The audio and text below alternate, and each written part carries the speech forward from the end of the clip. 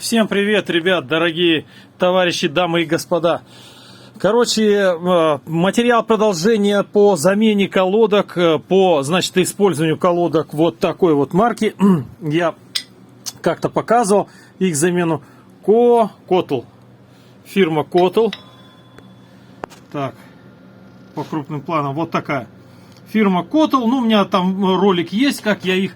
о них обзор делал, как я их ставил. Значит, ситуация такая. В общем, колодки, в принципе, как бы неплохие. Колодки, ну вот как вот они начали здесь, вот я немножко проехал на них.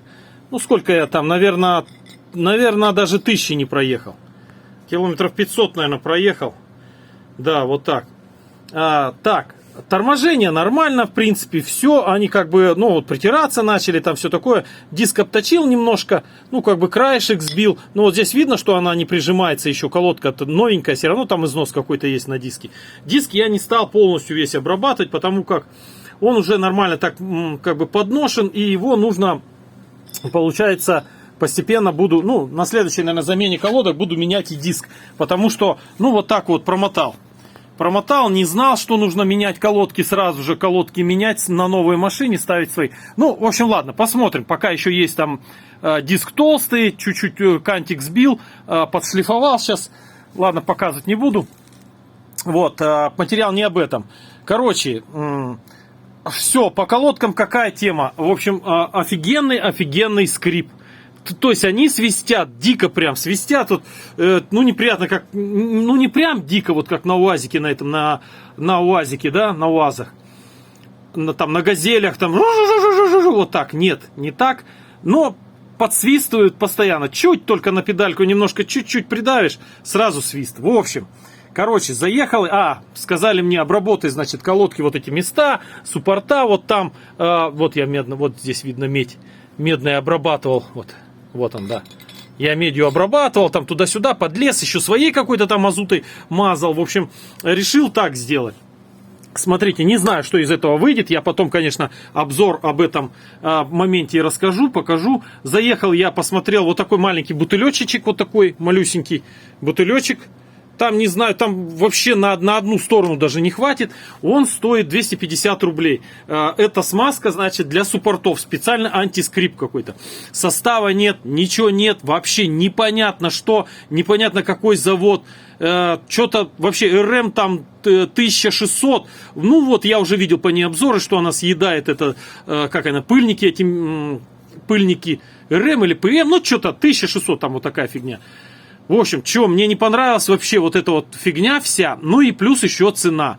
Вот такусенький маленький бутылечек, ну чуть-чуть может быть побольше, чем вот этот, у нас, значит, стоит 700 рублей. 700 рублей, ребята.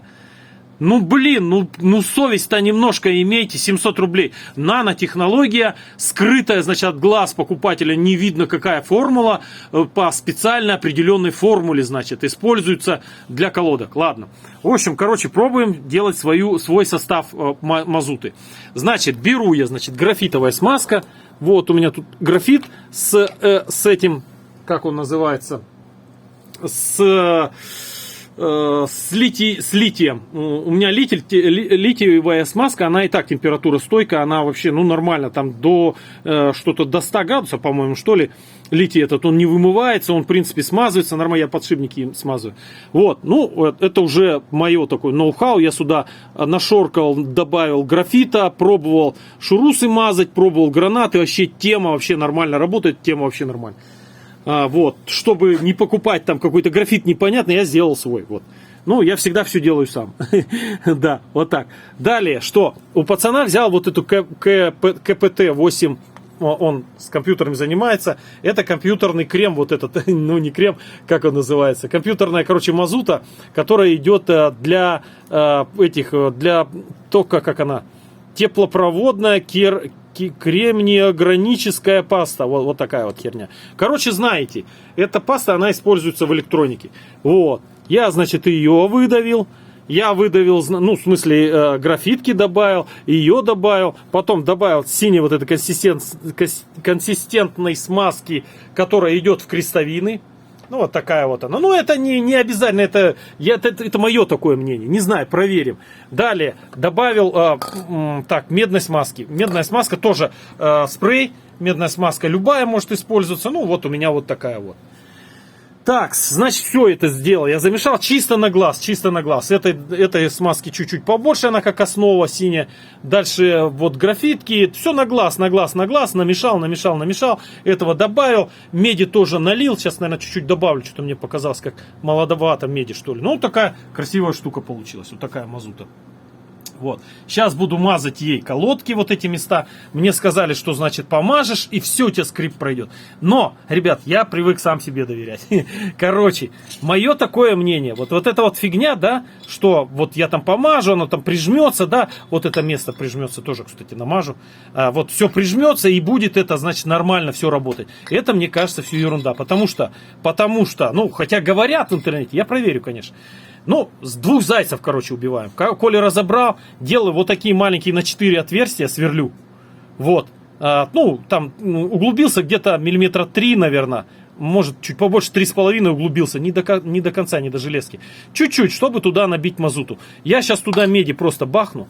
Меди туда налью, в эти залью штуки. И, как бы сказать, чтобы в этих потачках была медь там внутри. Вот так. Вот эта вот штука. И я так думаю, они будут там снашиваться потихонечку. Ну, как сказать, открываться. Вот эти вот дырочки будут открываться. И медь будет потихонечку, она, значит, попадать в состав этой колодки. Ну, помаленьку, потихоньку. Вот. Ну, вот. Много не стал сверлить, вот так попробовал. Сейчас здесь еще пару отверстий сделаю. Или также одно здесь и два здесь. Вот. Так же самое сделаю и вот на этой колодочке. То же самое. Также просверлю помаленьку. Немножко туда меди бахну этой.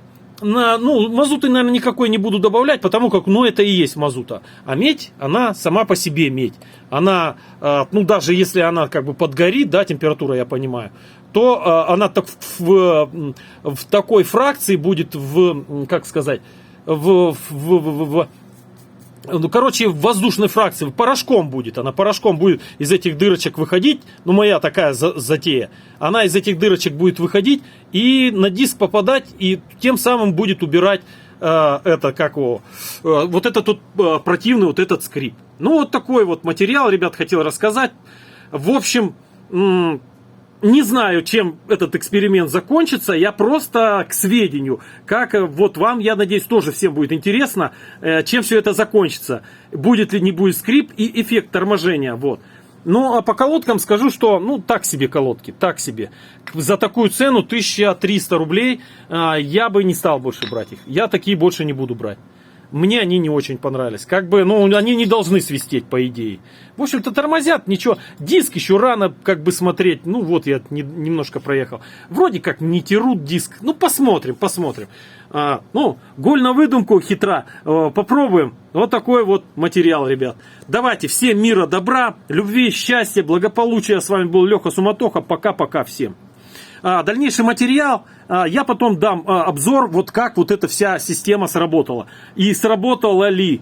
А то, может, все повыкину и все. Вот такое дело. Давайте, пока-пока. Всех целую, обнимаю. Пока-пока.